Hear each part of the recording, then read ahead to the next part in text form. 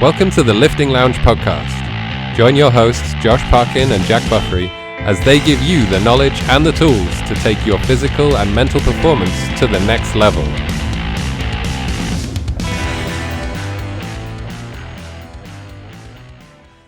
Hello. Hi. How you doing? Not bad. Ever since I saw the episode number, I've had Star Wars stuck in my head. Do you know why? Yes, I do know why. Yes, good. I'm so glad I didn't even have to fucking speak to you about this beforehand. Go on. Yeah, as well. Order 66. So, before we get into that, guys, today's episode, we've got a nice, lovely tip from myself. And then in Geek Corner, we're going to be going over everything the Simpsons has predicted. In Fit Talk, we're going to give you some positive news about the fitness industry, which is nice. And then in Study Time, we're going to do the complete opposite of that and go conspiracy on deepfakes. And then for the hot topic today, we're going to play the overrated or underrated game on fitness trends, which is going to be a bit of fun. So, yeah, I'm excited. Actually, I like it. I'm really looking forward to the hot topic today. That sounds like fun. But yeah, I love this whole episode, to be honest, because the things the Simpsons has predicted. I mean, who hasn't talked about that in some capacity or another? So it is going to be fun to talk about that. Yeah, definitely. That's cool. So I had a client speaking to us earlier on, saying that she just recently took a long drive, and she said she listened to a few of our episodes on the way up. And oh dear, she was saying she skips past the gaming parts and the sexist parts. I was like, "What fuck? I don't remember saying sexist things. It must have been Josh." But yeah, I didn't say that. But no way.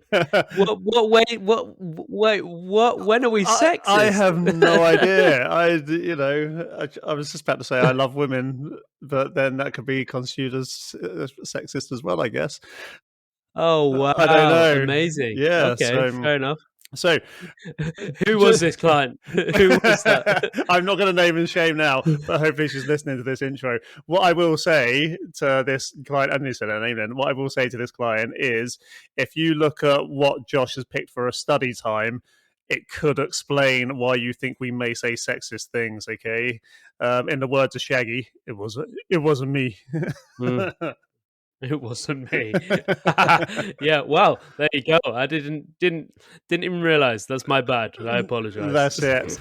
So, Josh, I mean, yes. you can talk about Order 66 now if you want, or maybe let's save that for Geek Corner. But first of all, every now and then, the intensity of tips changes a little bit. Okay, just the way tips are handled, the intensity can change. So sometimes it's nice to just vary it up, and there's multiple ways you can do this. So how would you vary up the intensity with which you would treat your tip today? I mean, because you do love a hard, intense tip, don't you? That's what you really like, and you love the variety. You'll go for any kind of tip, really. Doesn't matter if it's a long tip, a short tip, a quick tip. I have no idea. I have no idea what this woman was talking about. By the way, still, I'm just putting this out there. We're not like we're not weird or sexist or anything like that. So yeah. Okay. So what I will say is I don't think it's sexist saying that you, Jack, you as a person, like to take dicks in the ass. I don't think that's sexist. Wow. I mean, where did that come from? We're talking about tips. Josh, Sorry. That is a complete shock to me. My mind never went anywhere close to anything like what that is. Where in the rules has that ever appeared? We have not once talked about penises in regards to tips. I just broke the fourth wall. You did. On tips. I broke the fourth wall on tips. Yeah. You failed. So anyway, let me do my little bit for social media. So my tip for today is use different variables other than weight to increase intensity. Quite a lot of times in the gym, people think the only way to progress, to move forwards, is to up the weight, when actually that is just one of many ways. And we've talked about this a few times before, but I thought I'd give it its own tip.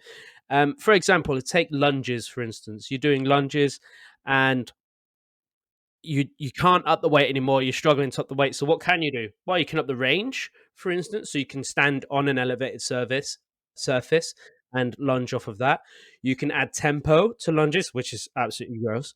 You could add a pause in there. You could add instability, whether that be chains or standing on an unstable Service. Why do I keep saying service and not surface? That's really annoying. Servicing tips. So yeah, yeah, yeah. Everybody loves a serviced tip. So you can use different variables other than weights to increase intensity. Yeah, I like it, and this can be done with like any kind of movement as well. It doesn't have to be a movement that you would traditionally weight. For instance, if you're doing body weight, like you said, the tempo is a really good one. Even sometimes just a shift in limb position as well can help add a different kind of intensity to it. Mm.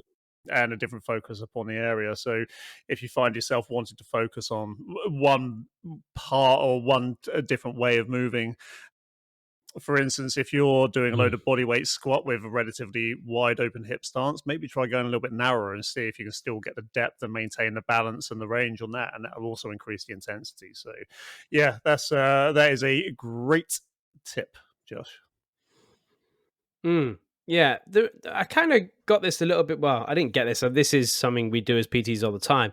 But I saw a video the other day, and I never really watched this trainer. It's James Smith, the famous PT guy. I watched one of his videos the other day, and he made a really good point.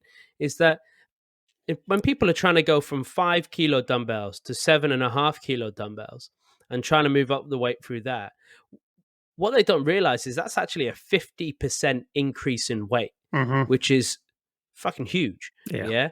So you're going to struggle. So instead of upping the weight, try different variables or even just up the reps, up the sets. There's many different ways to do it. Upping the weight isn't always the right thing to do. No, the place I see this the most is on the overhead press or the bench press when you've got a brand new client starts with the empty bar and they're like, oh, for fuck's sake, how can these two tiny 2.5 kilo plates on either end make such a difference? It's like, well, that's an extra 25%. That's why it's like, it's not a small amount. For instance, if you want to put it in terms of cash, what would you rather have, like $1,000 or 1,250 quid? Like that's a fairly significant step up, isn't it? It's like, it is a big step. So Yeah. I definitely agree. That is it's a real good way. And usually the way to, if you are experiencing a plateau, usually the way to overcome it is to adjust another variable that isn't to do with weight. So yeah, like the tempo or something like that. That's perfect. Happy days. So let's move on to Geek Corner, shall we? And in Geek Corner today, before we get into the Simpsons thing, let's talk about Order 66 because it's episode 66. Do we think Order 66 is the biggest twist in sci-fi history, or do you think Darth Vader being Luke's dad is the biggest twist in sci-fi history? Oof. I would say Darth Vader being Luke's dad, because we already knew that something like Order 66 was going to happen just because of they were prequels. Do you know? So I'm going to geek out now, and do you know where Order 66 came from in terms of real human history? Was it something to do with like an order at a restaurant? No. Or So like Order. That might be where the name came from, but the actual act of Order 66 comes from the Knights Templar back in the Crusades. Oh well. And they were the first banking organizations, basically, because they had stuff all over the empire. People could deposit their money somewhere with them and then take it out somewhere else that they went. So they kind of instigated that. But because of this, they amassed so much wealth that I think it was the church got a little bit worried about how much wealth and power they were building, that they ordered an Order 66 and basically signed the death warrants for all the Knights Templar so they didn't get any more powerful. Oh, wow. So it's a cross between that and then the power of Caesar, who didn't give back his power after the Senate gave it to him, which is the Emperor and Order 66. So I nerded out on history when I was younger, but that's where all that stuff comes from, which makes, for me, I love like lore and stuff like that. So I like that. I was like, this is fucking so cool when that happened. But yeah, I don't know where the name. Wow. Yeah, I don't know where the name Order 66 comes from, but that's where the history comes from. So yeah, it's cool as fuck. Do you know what I thought you were going to say? That like he called it Order 66 because that was always his order at McDonald's or something. Yeah. Do you ever do that when you order from like a takeaway? You just, instead of trying to name what the dish is, you just give the number. Like, it's so much easier sometimes. So maybe it is. Maybe that is where that came from. Yeah. Maybe. But that's a really cool piece of history. I didn't know that it was based off that, which makes a lot of sense because a lot of fantasy, sci-fi, all of that stuff is based off a lot of history. Like Game of Thrones is based off a lot of old British history and stuff like that. So yeah, that's cool as hell. Look at Lord of the Rings as well. Lord of the Rings, Tolkien wrote because he wasn't satisfied with the depth of history that Britain has compared to Norse mythology and stuff like that. So that's why he came up with Lord of the Rings as his own version of British history. So let's move on to the next part of Geek Corner, and the next part of Geek Corner is good. I thought we'd talk because I think I overheard you talking about Simpsons the other day, and then it made me think about it, and I was like, Simpsons have predicted so much stuff. I thought we'd list off everything that they predicted because it is just amazing, and it's been going for fucking years now. Yeah, it's almost as old as me. Yeah. Which is yeah. Oh man, that's old, you know. So it's doing well. So the first thing they predicted back in 1990, so before I was even born, Jack, Wow. Back in 1990, they predicted the three-eyed fish. I remember the episode. It happens, and it wasn't too long it came out where somebody found a three-eyed fish downstream from a nuclear plant, wasn't it? Yeah. It was caught in Argentina, apparently, in October 2011. Fisherman Julian Zmutt caught three-eyed wolffish in a reservoir near a nuclear plant, which is so funny. That is mad. And, like, you could probably just be like, oh, that's just a coincidence. But there's so much more, isn't there, Josh? There's so much more. I've just opened up the article you've got this from, actually. So, yeah, carry on. What else have we got? Well, so next they predicted the censoring of Michelangelo's David. So if anybody doesn't know what Michelangelo's David is, it's a famous statue of a man who's in like great shape. And it's obviously more than that, but it's a man who's in great shape, but his willy's out. And they got it banned they got it censored in the series, but it actually happened. It happened in July 2016. Voters in Russia cast ballots over whether a copy of the Renaissance statue should be closed. So a copy of it got closed in Russia. Oh, God, it's just so mad, isn't it? Like, granted, they've been going on for 34 years. There's so many episodes, but there's some things that are just like, well, how? Do you know what I mean? I wonder if some of it's self-fulfilling prophecy. Maybe someone in Russia saw it and was like, I need to stand for a cause. Okay, let's watch The Simpsons and find one.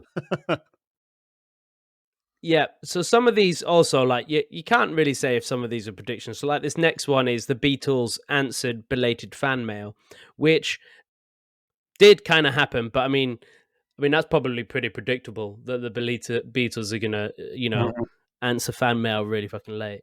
But what they did do was they predicted Super Bowl winners 3 times. Now that is mad, to be honest. So maybe for the betting people out there, maybe just watching The Simpsons whenever they do a Super Bowl advert, and that's where you put your bets on. Yeah, exactly. So let's see here. They've had the Super Bowl. They predicted Dallas Cowboys winning. It's Roman numerals. I'm not going to try and read that. San Francisco 49ers winning, and the Denver Broncos. Yeah, so that's pretty fucking cool. They also predicted blood-spewing theatrical billboards, which apparently Quentin Tarantino did for Kill Bill Volume 1 in 2003. That's cool. But I don't know. Go on. Yeah, like, so is that really a prediction, or did that somehow stick like residually in his mind or one of his marketers' minds or something like that, and then it came from there? So I'm not sure if that being a prediction or not, but yeah, go on. Yeah. Well, this is the next one, which I'm not sure is a prediction or not, or if they've just stole it from The Simpsons. A lot of these things could just be people have stole from The Simpsons. So they predicted a baby translator, which Danny DeVito voiced a baby translator. He was like a baby translator.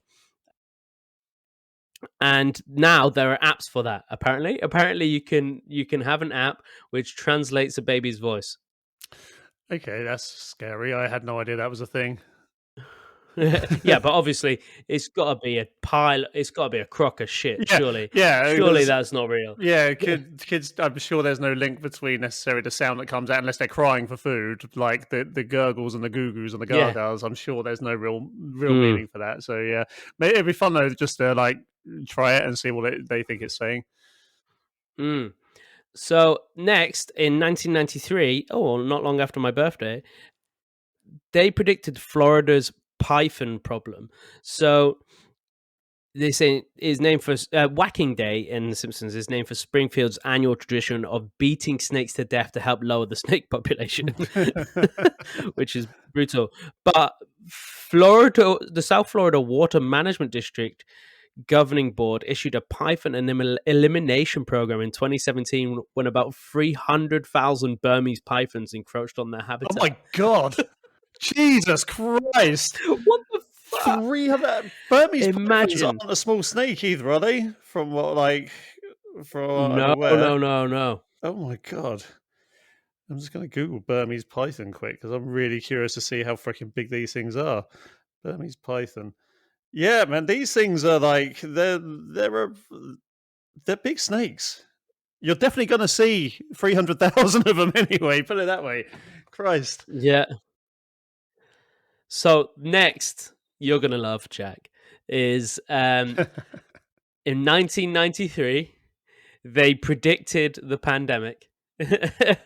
They predicted the pandemic, but it was a fictional disease called Osaka flu, which Chinese virus, Donald Trump, Osaka flu. It's not too far off. And then they also predicted state officials' vacation over local disasters. So in a lot of COVID, a lot of people were taking vacations off when people were meant to be at home.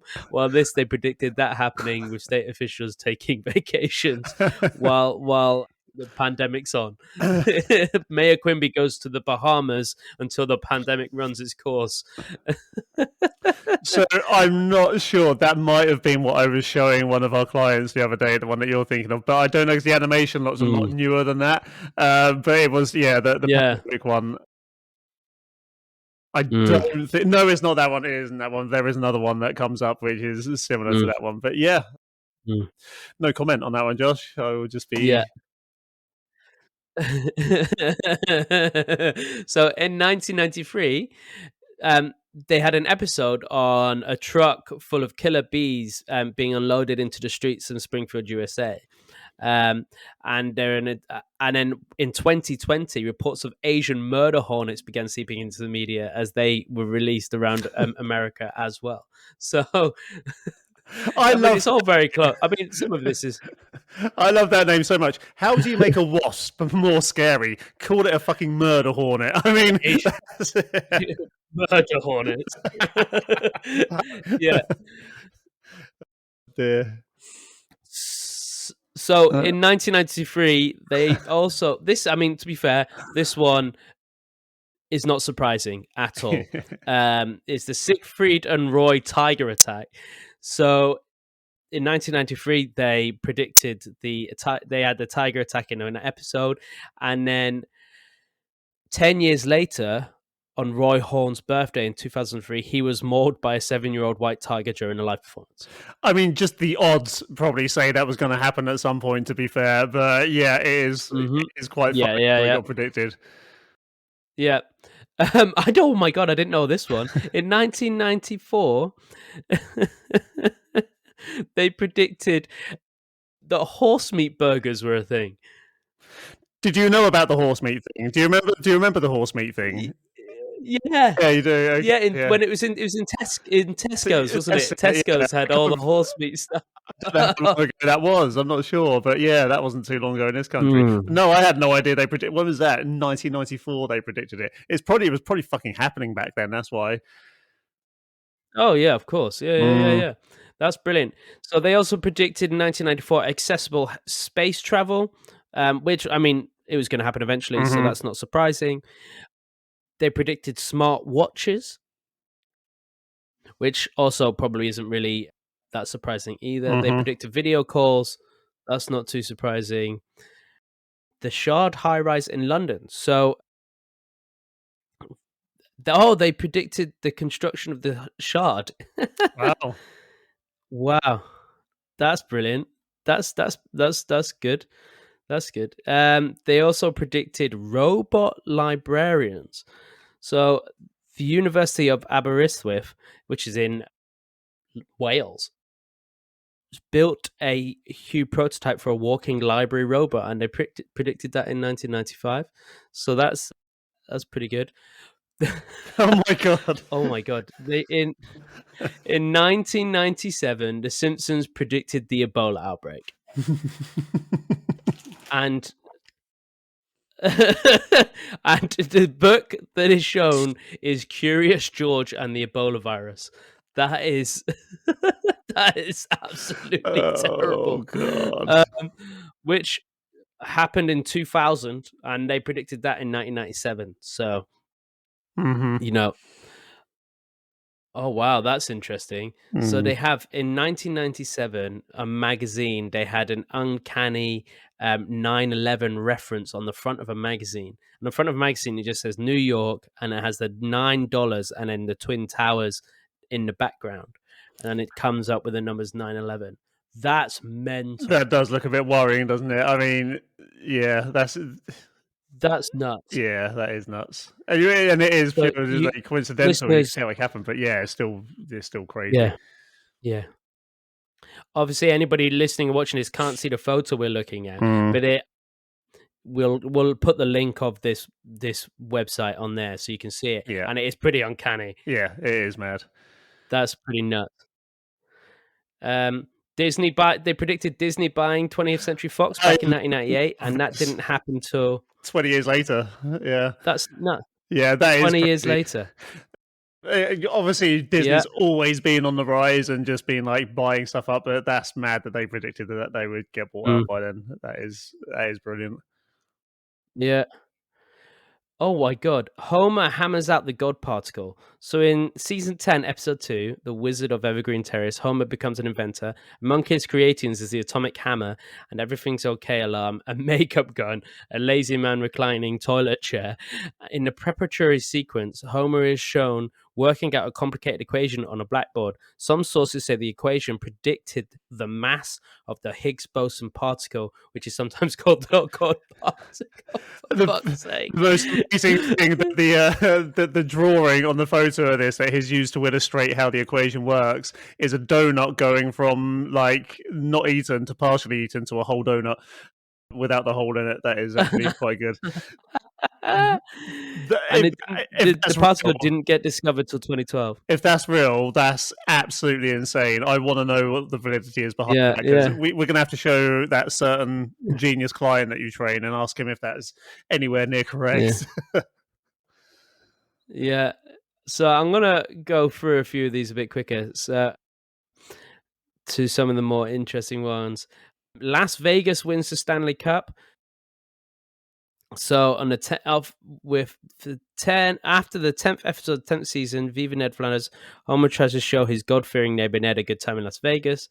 When the Holy Roller picks some winning numbers and loses everything to a white wine spritz Splendor, Ned wakes up with his hand dangling from the arm of a couch the night of sin. The Stanley Cup is nestled in the bosom of a tapped beer keg and left in it. So, oh wow! So they predicted another win. They predicted. In 2000, they predicted Donald Trump becoming president. It wouldn't surprise me if Donald Trump chose to ram purely because of that. Maybe, yeah. That's absolutely nuts that they predicted that. They predicted Kamala Harris's outfit. Oh god, that is mental. Wait, I'm just having a look at that one now. My computer isn't loading up quick enough. Oh yeah. Yeah. Oh my god. They predicted that. They predicted pot. They predicted pot being legalized in America and Canada. They They predicted Tom Hanks shooting a PSA for the first time, which is not surprising. I guess that was going to happen eventually. They predicted NSA spying on American citizens. I did not realize that the film was that long ago. Jesus Christ. The film came out in 2007. Yeah. Christ. Yeah, man. I was still in school. Jesus. Wow. Jesus. So they predicted a 2016 Nobel Prize winner. What? All of this stuff is just mad. It is absolutely insane. Yeah. They predicted Lady Gaga's 2017 Super Bowl show. That's nuts. They predicted the FIFA corruption arrests. Oh my god! They predicted selling ferrets as toy poodles. For fuck's sake, this is mental. I mean, predicted the Matrix Christmas movie, which because Matrix Resurrection came out around Christmas. Oh god, here's another controversial one. After that, another country.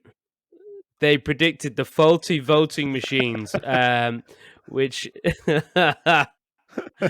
America. Well, we don't need to get into that. They predicted Greece going bankrupt. They predicted that. Europe puts Greece on eBay.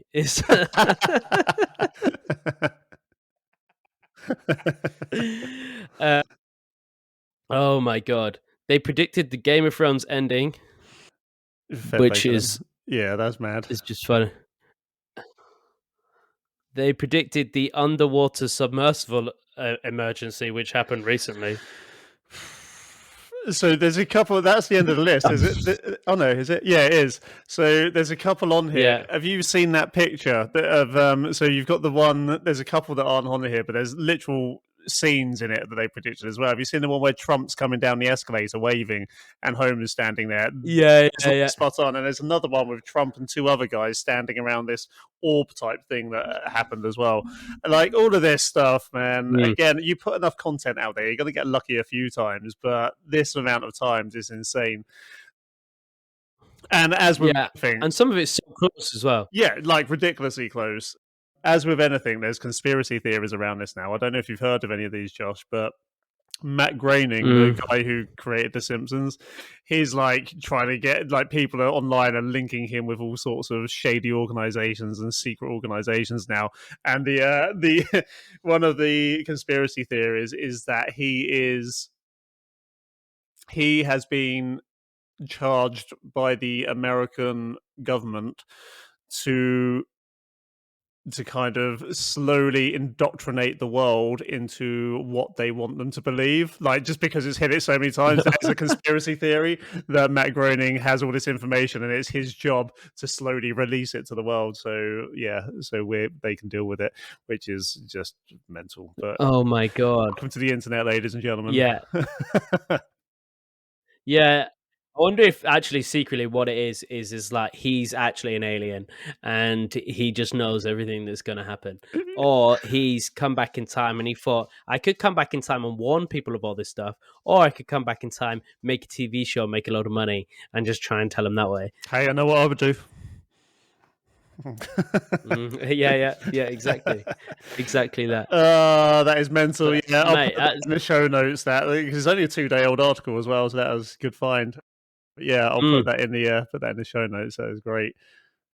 Yeah, well, I mean, it's pretty fucking nuts that they've predicted that much. Being fair play, it's good fun. So let's move on to the Fit Talk. And Fit Talk for today is going to be a bit of a quick one, but I thought we'd have some positive news for once. And since COVID, so prior to COVID, the fitness industry was doing really, really well. The fitness industry was on quite a high rise. In 2019, it was doing brilliantly. But then COVID happened, and obviously a lot of things went to shit, which is, inevitable. But the industry is now on the growth again. It hasn't fully recovered yet to its 2019 peak. However, the industry itself is up 7.4% from last year, which I think is great.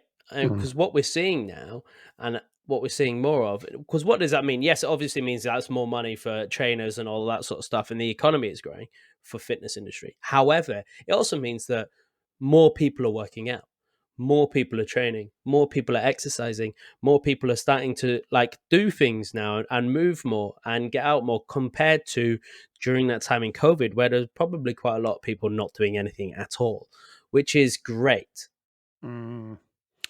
Yeah, it is. Unfortunately, I've got a bit of a more pessimistic view around this, that it doesn't equate to good news in my head. So when I hear stuff like this, I hear, okay, people are, and this is what we're here for, right? Because if you are one of the people that have bought a £12.99 a month gym membership and aren't going, then listen to us and start going. But the way membership models work, they count on most people not going. So I see people are doing that again. But unfortunately, the other stuff lumped in with these stats would be stuff like shitty supplements and shitty programs and stuff like that. But the fact, I guess, the plus side, Josh, which is what you're getting at, is more people are paying attention to their health and fitness again, which is an overall win, and hopefully they'll find the right way. But I think it's going to take forever to make it an industry that is always a bonus. I don't know if that's coming across right. Yeah, if this was purely on the stats of people who are working out, then that's a different thing. But it's all encompassing.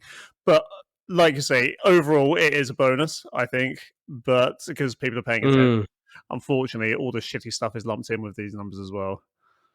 Yeah, true, and I get that. But what it is showing is that more people are open to the idea of doing it. So they've just got to have the right person in front of them, which I know it can be a minefield, but at least the people are more willing to change, and then that would allow people like us and other trainers that are wanting to do it the right way to do that, because that can be the problem sometimes. If there's a lot of really, really, really good coaches out there who probably have given up on being a coach because they haven't been able to get the people. Whereas now there's more opportunity for them to get the people, so the good coaches can prosper. And in the long run, when it comes to training people, the good coaches will always win because they're more likely to get results and then more likely to have people stay.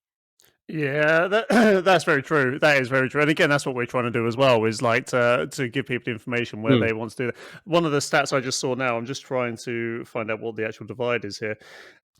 A Nielsen study, so Nielsen surveys have been going around for freaking decades. They're the ones that collate a load of information. But it says here, a Nielsen survey found that 81% of millennials exercise or would like to. Yeah, I'm not sure about that. Versus only 61% of boomers. But that's like saying... That's like saying I would like to look good, They're saying I look good, Yeah. or I would like to, versus only 160% of boomers. So yeah, that's fair enough, but it still shows a marked increase. 81% of millennials exercise or would like to, versus only 61% of boomers. I'm trying to work out what that were. So That doesn't surprise me though, because boomers, generally, a lot of boomers of that generation, they they have the kind of wrong perception of training. They have the wrong perception of exercise. They think yeah, that like weights is going to injure them, or they shouldn't train too hard because this and the other.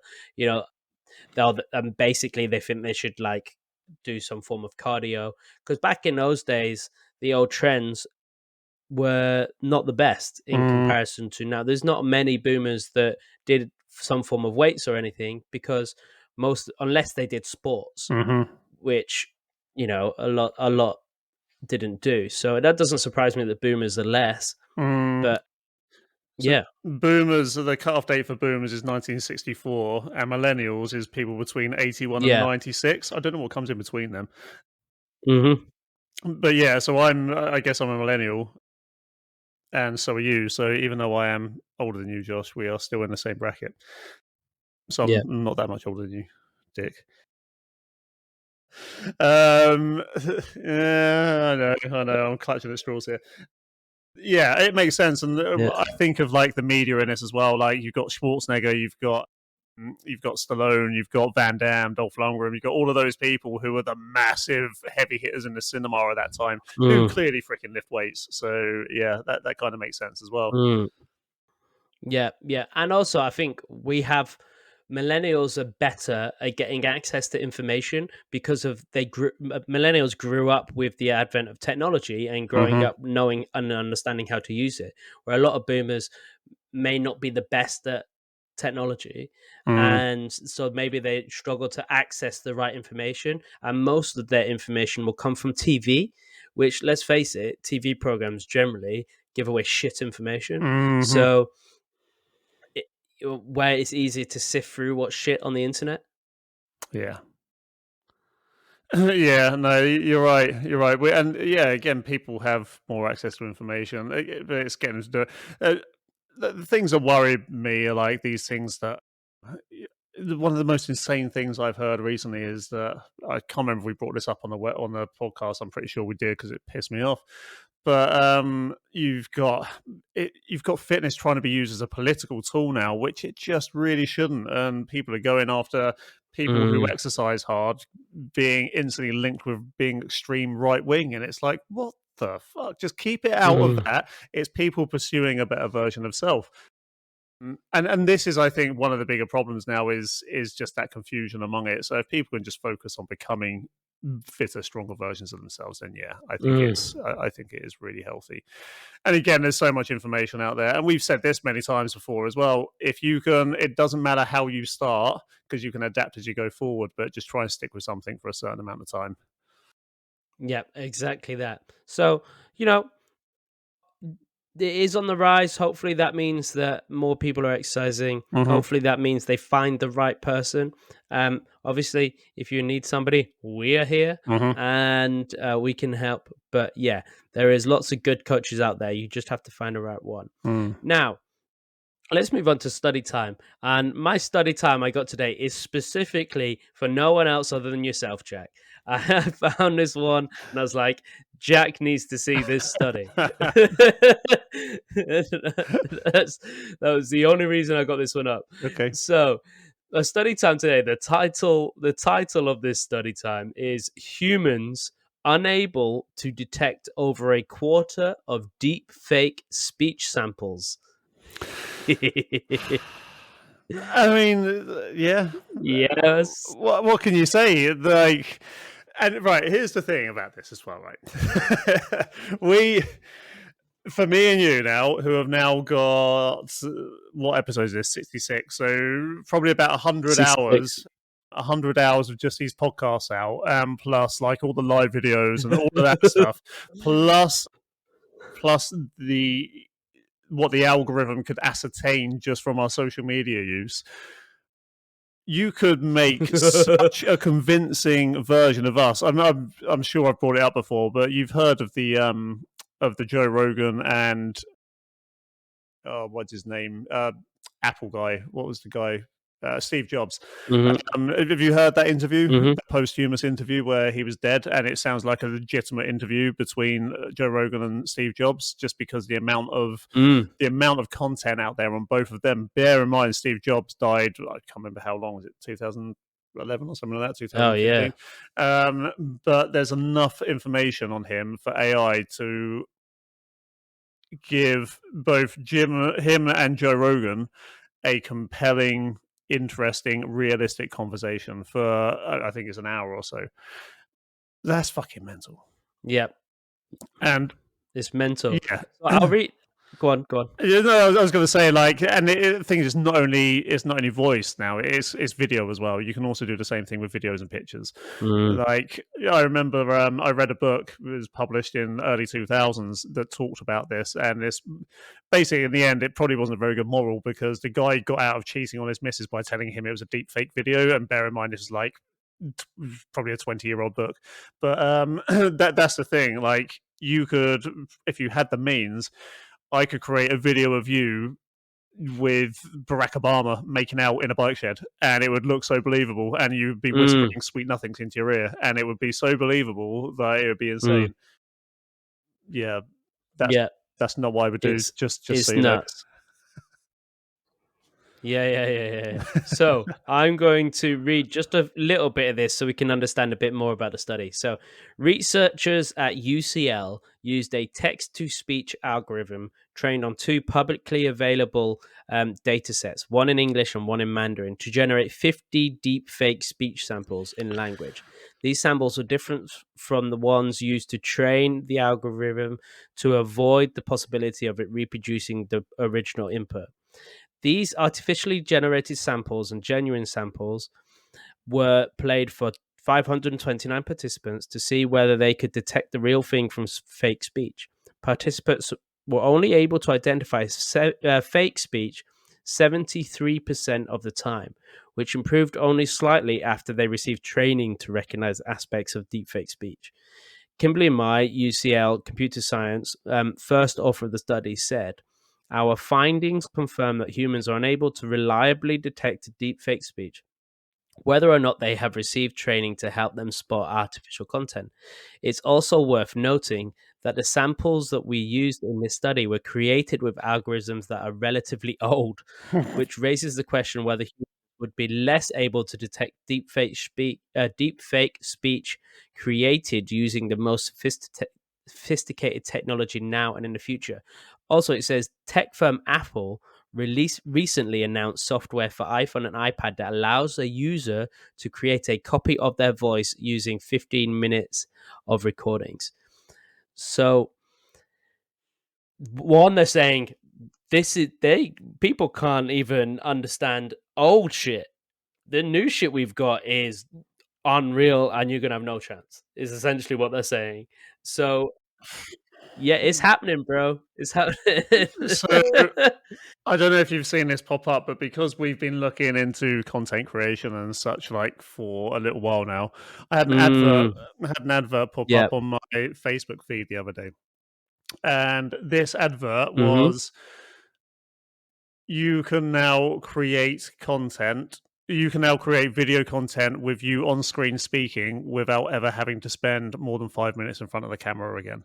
So basically, this new service is a deep fake of yourself, and you can just give it the script and it will talk in a room on video using your voice and your body, and it will look completely real. Oh my god! Yeah, so this is like, I mean, the cool side of it is, yeah, it can elevate a game. For instance, at the moment, I'm recording out of a home gym. You're in your living room, but essentially, it means we could put ourselves in the biggest, like, amazing, technologically awesome gym in the world, and we could give presentations from there and whack that on our content. But at the same time, that's fucking scary. Like, for us mere mortals to have that kind of power. Like, again, you could do anything. Like, yeah, it's mad. It is absolute madness. And it's only going to get more powerful. And that isn't, like you just said, that isn't even the tip of the iceberg on what's possible now. Yeah, it's pretty fucking mental. Mm-hmm. So, I mean, who knows? Who knows what's going to happen? Maybe there'll be another Lifting Lounge podcast out there somewhere with just me and you chatting absolute shit, which will be no different to the one we already have. So, you know. Wait till next episode. I've got a subject that's even scarier than this, but again, when it's coupled with this, Oh no! Oh no! What have I done? What have I started? This is brilliant. Well, I love it. I love this. I love being able to freak out about the future with you. So this is good fun. It's good fun. It is good fun. So let's move on to our hot topic. Jack. And for the hot topic today, I thought we'd play a little game. I like it. I thought we'd play a little game and have a bit of fun.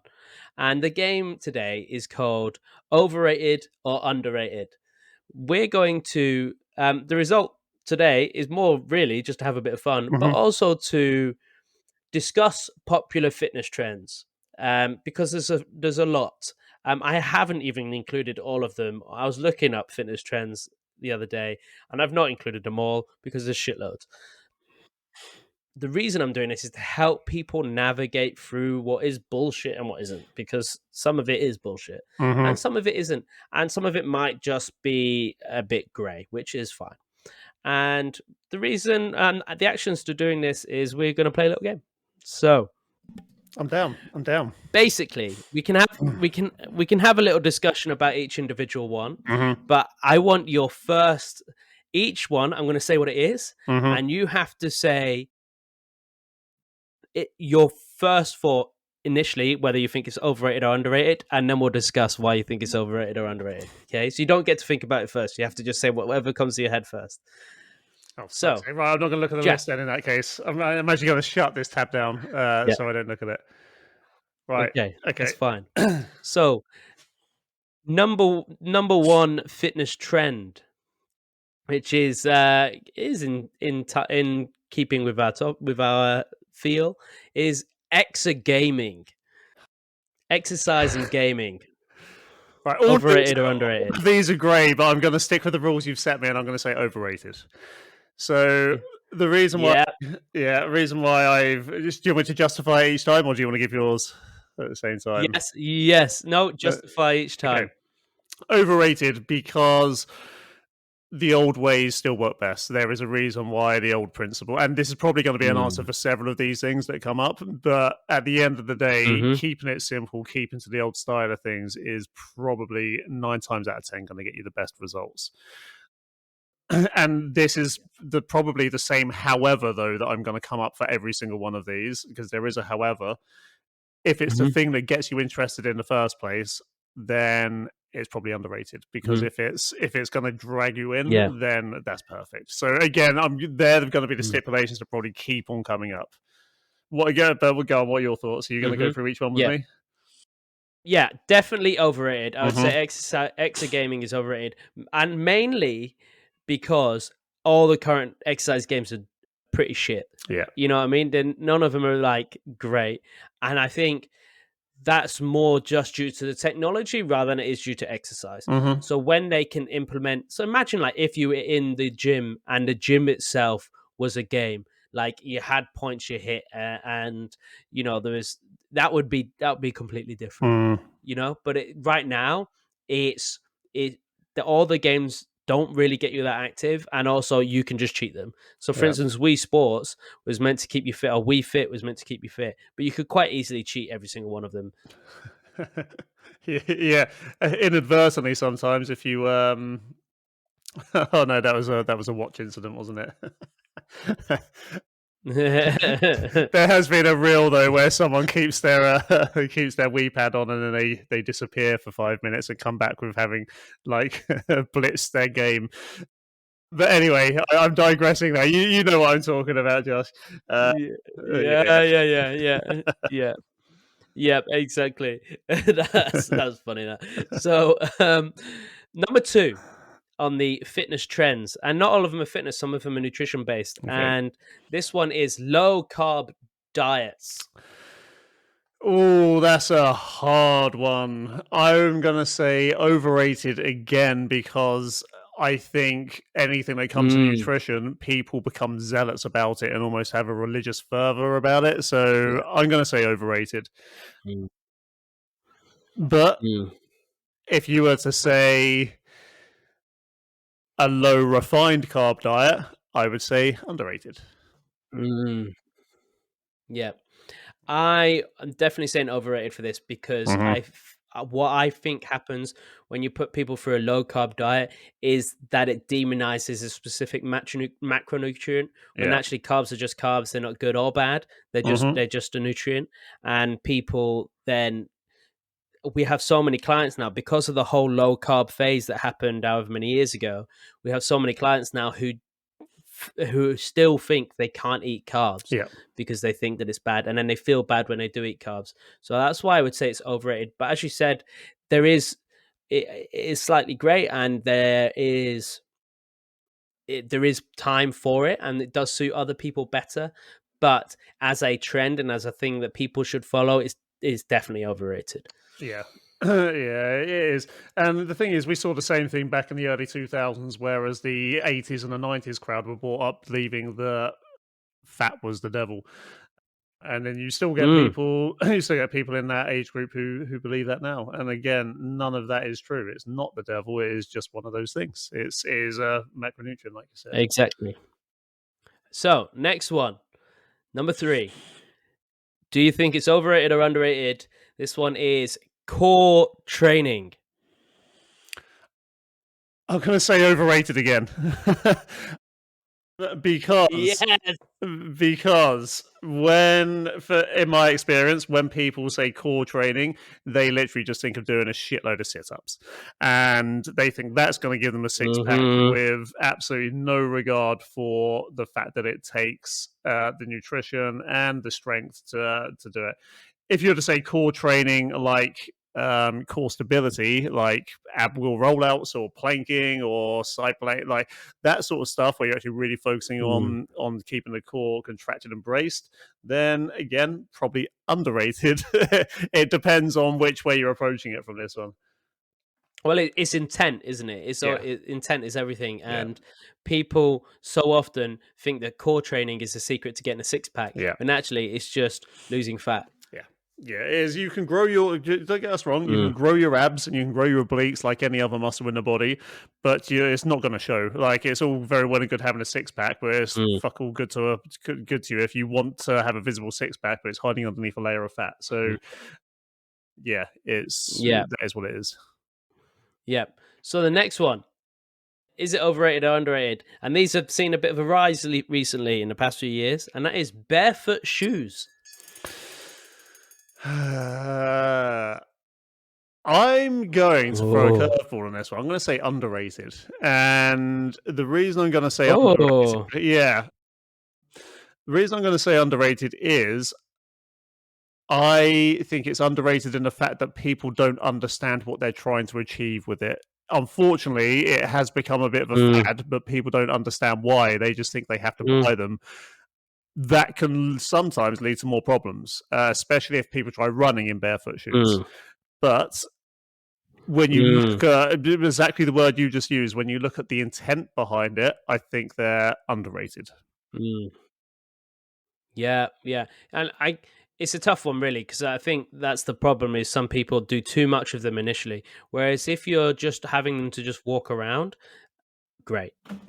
Absolutely. I would say that the other option is worse. So the other option of wearing standard shoes that have pointed toes and are not so great, that is worse than just wearing barefoot shoes. So I would say wear barefoot shoes. So I would agree with you here that barefoot shoes are underrated. Yeah. Okay.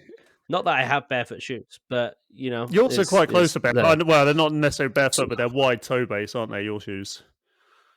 Yeah.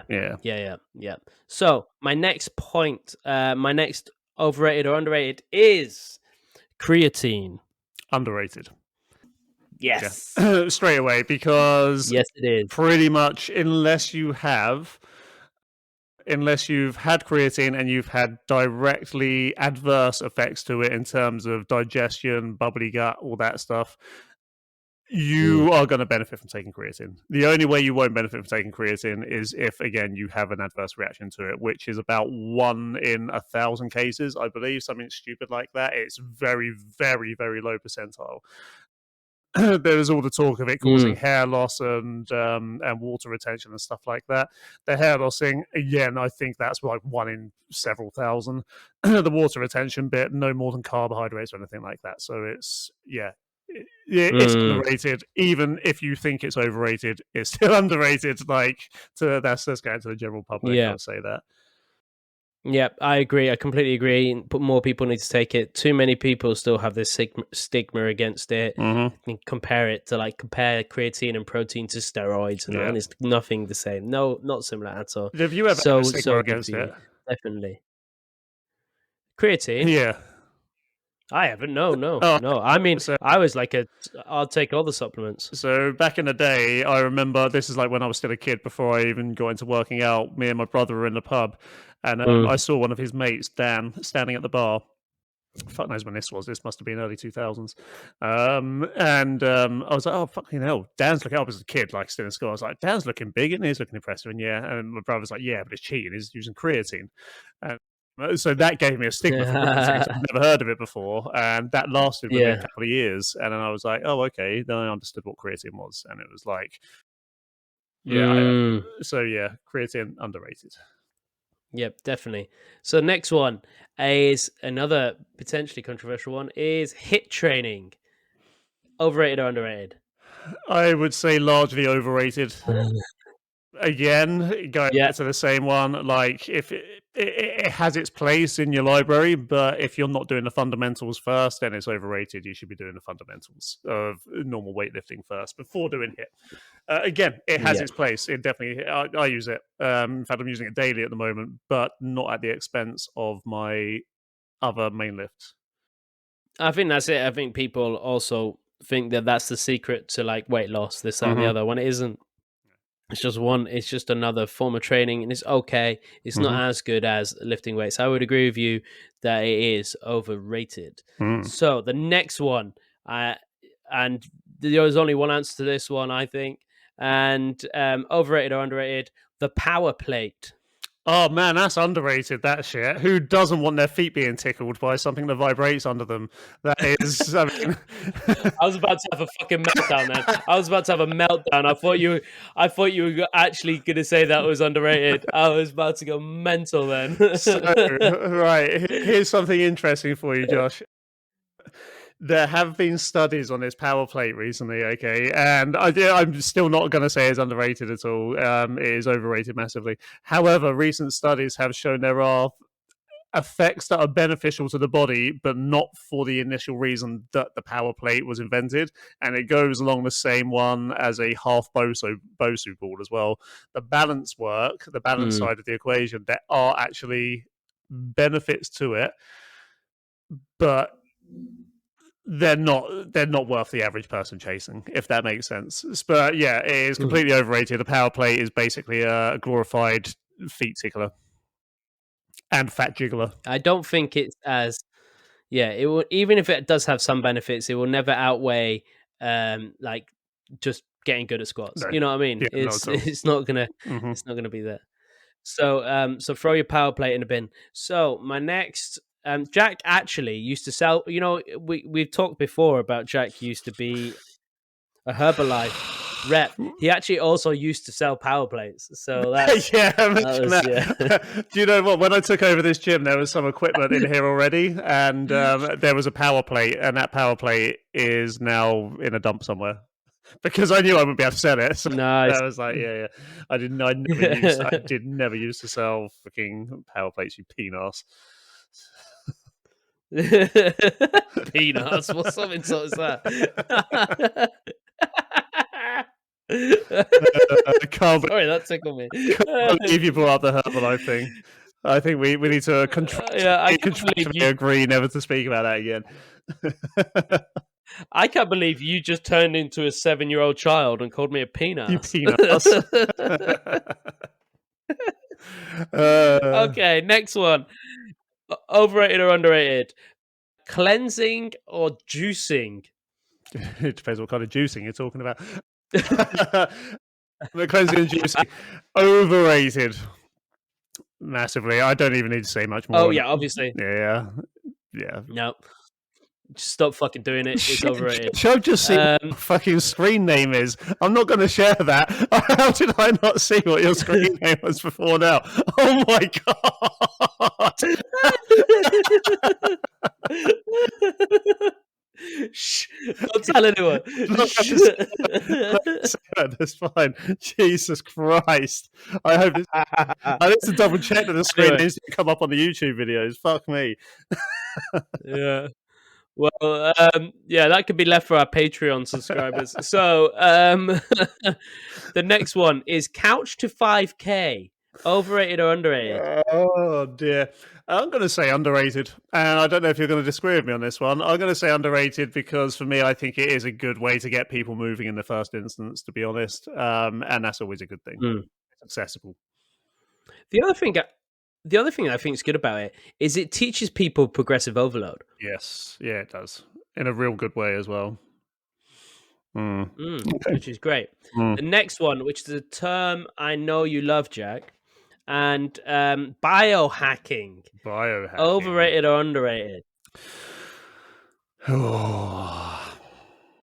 going to say overrated, and I'm coming from a place where people think that on the hierarchy of importance, biohacking comes over everything else. But I would say the problem with Go on. I was going to say, but the thing is, lifting weights could actually be deemed as biohacking.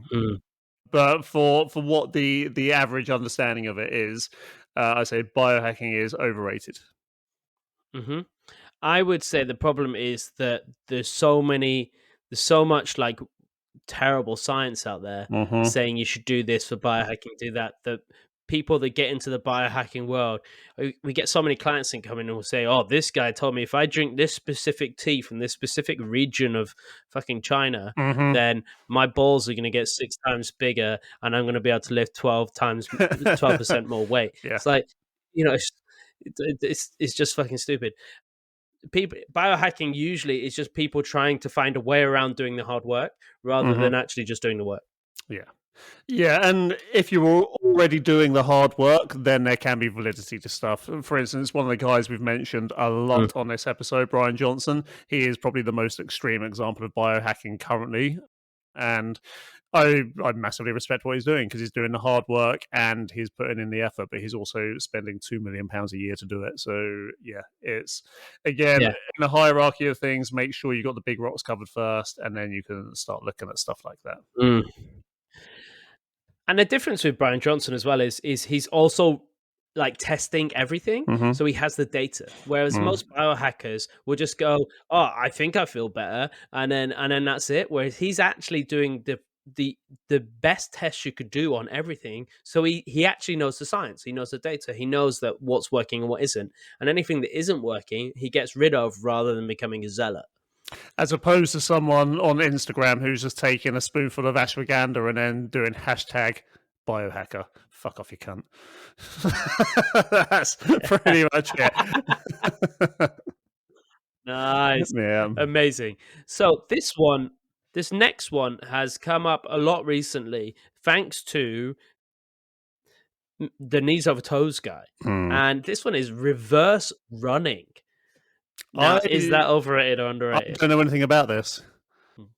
So reverse running has become a new thing because the idea behind it is that reverse running is good for your knees and ankles, etc. Because we spend so much time going forwards, we need to like go backwards essentially to like fix to work on muscles that we don't work on before. So there's now like a huge wave of people have started doing backwards running. I'm going to say I think it's overrated. There's other ways to fix your knees, but yeah, that's become a new thing. So the very first thing that came into my head was Tom Green in what the fuck is that film called? Freddy Got Fingered doing the backwards man dance. I don't know if you've ever seen Freddy Got Fingered. Yeah. But yeah, No, I haven't. you have Tom Green basically comes up with this dance where he said, "I'm the backwards man. You can't walk forward you can't walk backwards as fast as I can." Yeah, Oh, right. Yeah. I'm gonna say overrated because although it may be good for your knees, it's gonna be fucking bad for the rest of your body when you stack it and fall over. So yeah, I'm gonna Yeah. I'm gonna say overrated. Like you say, heavy backward sled drags. Let's just do that instead. Yeah, because Mhm. way less dangerous. Yeah, Backwards yeah. running. Has he got to that point now? Yeah. Because I've got a lot of respect for the knees over toes guy, but has he got to that point where he's like almost hubris and he's like he thinks he's reached that pinnacle where he's now just coming up with absurd stuff? I'm playing, by the way. He No, no. is really good, and I can Yeah, see the yeah. benefit in it. But yeah, No, what I think it is, it's a classic, like, he's give a load of good information away, and I think mm-hmm. he told a story about one boxer who used to run backwards, Right. and he does, like, some backwards walking on a treadmill, which is fine, like, on Mm-hmm. an incline on a treadmill, he'll do backwards walking, with a dead treadmill, and he says stuff like that, but then people then take it and expand on it more and then go crazy with it. And then people now just fucking running everywhere backwards, which is nuts. So we've only got three more. The next one is overrated or underrated functional fitness. Oh, that's such a loaded question. Um,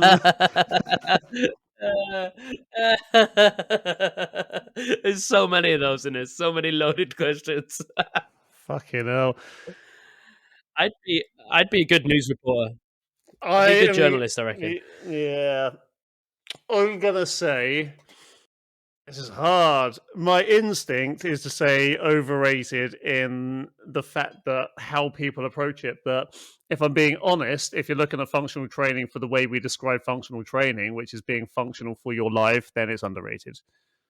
Yeah, you had the right answer there, I think. I Mm-hmm. was gonna say underrated as well, if you understand what functional training actually is. Yeah. And everybody should be training for function rather than just randomly training random shit. Mm-hmm. So I think, yeah, functional training is underrated. Okay.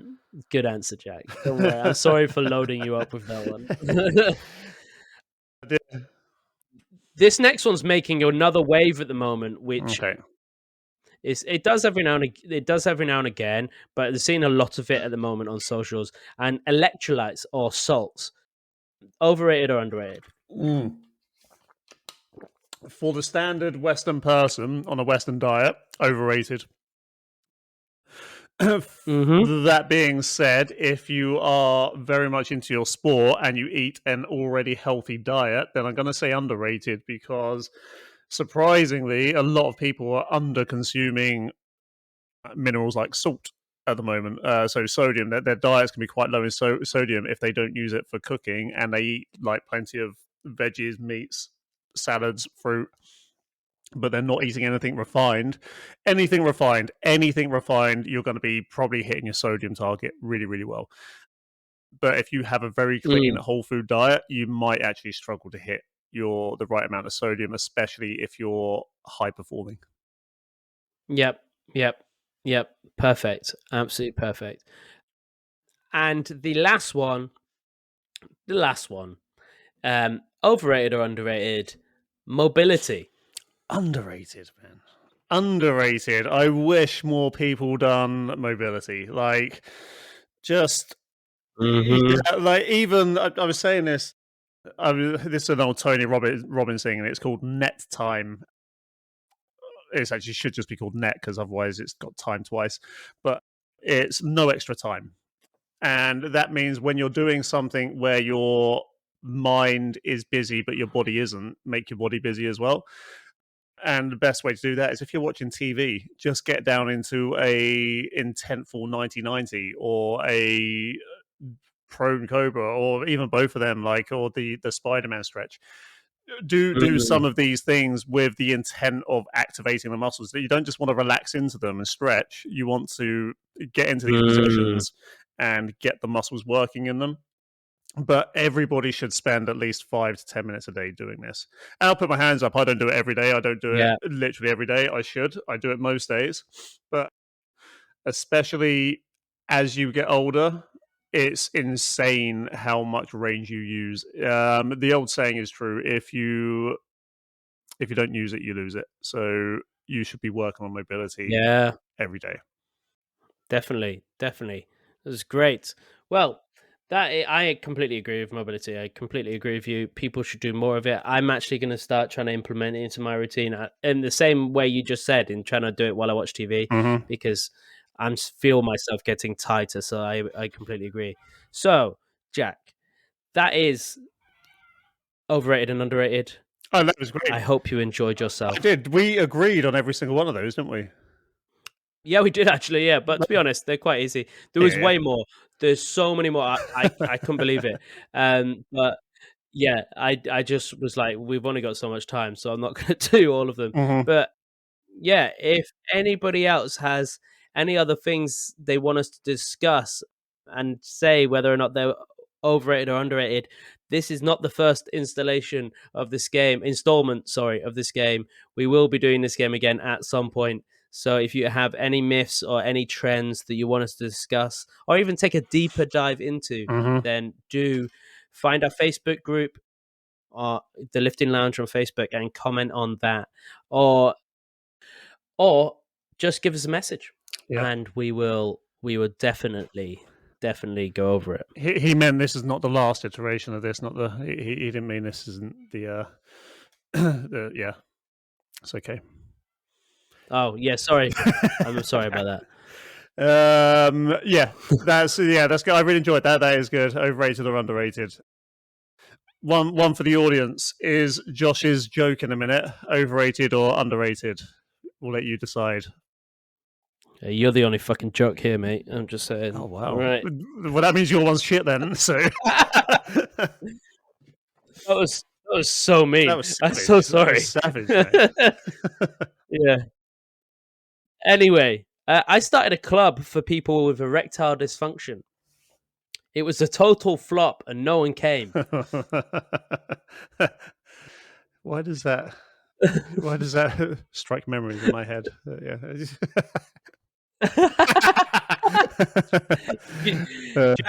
Jack keeps getting adverts for hymns, and I don't know why. Hey, actually, I do keep on getting adverts for hymns. I don't even know what the fucking but it's not just that. There's something else that turns up on it. Like, why am I getting? Is that because I'm in the age bracket? Because why the fuck am I getting adverts for hymns? I don't even know what it is. I just keep on seeing it pop up. Do you have erectile? Do you have ED? Is that literally right? Facebook, like, it does keep on coming out. Hold on, I'm going to freaking... Yeah, I'm not going to go into it now. But yes. You're freaking out now. Yeah, I have. I didn't even know that's what it was. And now I'm like a little bit disturbed by that. Yeah. Right, Jack. So, wow, actually, people, you can find us at RDA Strength Systems on Instagram, TikTok, and Facebook. And you can also find us at the Lifting Lounge Facebook group if you want to join our community, get free stuff, get free training, and also ask us any questions. And our website is www.theliftinglounge.com. And also, you can find us on YouTube now. If you find us on YouTube, do the usual: like, subscribe, comment, all the stuff, share us around. We want to be out there giving people all the information we can. Yeah, happy days. Yeah, ladies and gents, if you could give us some love on the YouTube, that'd be great, because we are currently trying to grow that channel as well. That'd be amazing. So if you could hit like and subscribe on that, like this video, subscribe to us on there, hit the notification bell so you get notified when our new stuff comes out, and the same with whichever platform you listen to the podcast on. Make sure you subscribe so you get notified when we get new episodes. Leave a review. You can leave comments on Spotify as well, so feel free to leave us comments and questions, and we can communicate through there. And as always, leave us that 5-star review to bump us up, and share it with everybody. Just give us all the love. We want it. We're desperate. Give me love. Yeah, I literally need attention to so that's please give me the attention. Right, well, I don't think anybody's listening anymore. So no, that's it. That has been Order 66 has been carried out. Yeah, we're gonna die. Days. Happy days. Until next time. Until next time. See you later, ladies and gents. Bye.